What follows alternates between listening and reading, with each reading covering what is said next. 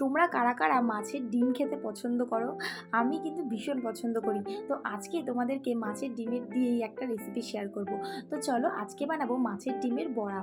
তো দেখো মাছের ডিমের বড়ার জন্য আমি এখানে পেঁয়াজ কুচি আর কাঁচা লঙ্কা কুচি করে নিয়েছি, আর একটা সেদ্ধ আলুকে হাতে ভালো করে ম্যাশ করে দিয়ে দিয়েছি।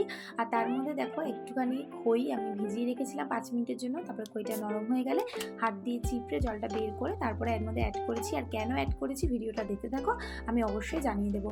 তারপরে এখানে নিলাম 1 চামচের মতন ময়দা, সামান্য বেসন। আর ময়দা আর বেসনটা সামান্য করেই নেবে, কারণ যেহেতু এটা মানে মাছের ডিমের বড়া, তো এটা জাস্ট বাইন্ডিংয়ের জন্য ইউজ করছি। বেশি নিলে মাছের ডিমের যে আসল স্বাদটা ওটাই চলে যাবে। তো তারপরে দেখো এখানে 4-5টা রসুন নিয়েছি, রসুনটাকে ভালো করে থেতো করে তারপর বেটে নিয়েছি। আর এই 4-5টা রসুনের জন্য আর মিক্সিতে ইউজ করা যায় না, তো সেই কারণে আমি শিলনোড়ায় বেটে নিয়েছি। আর শিলনোড়ায় বাটতে কিন্তু আমার বেশ ভালোই লাগে। তো তোমরা কারা কারা আমার মতন এরকম শিলনোড়ায় বাটতে পছন্দ করো আমাকে অবশ্যই জানিও। তারপরে দেখো রসুনটা বেটে নিয়েছি। আর হ্যাঁ, মাছের ডিম কিন্তু এমনিও নুন হলুদ দিয়ে মেখেও জাস্ট ভাজা যায়, সেটাও ভালো লাগে। কিন্তু আজকে আমার মনে হলো একটু অন্যরকমভাবে করি, তো সেই কারণে তোমাদের সাথে শেয়ার করলাম।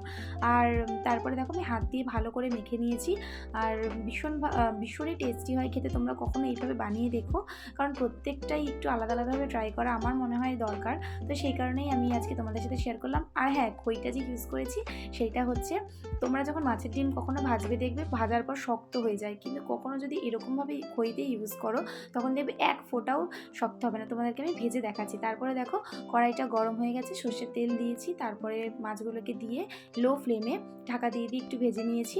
তো দেখো লাল লাল করে ভেজে নিয়েছি, দেখতেও কিন্তু বেশ সুন্দর হয়েছে আর খেতে কিন্তু দারুণ হয়েছে। দেখো তোমাদেরকে ভেঙে দেখাচ্ছি, এত নরম হয়েছে তোমাদের কি বলবো। তোমরা কখনো এভাবে বানিয়ে দেখো, অবশ্যই ভালো লাগবে। যদি ভালো লাগে ভিডিওটা একটা লাইক করো। টাটা।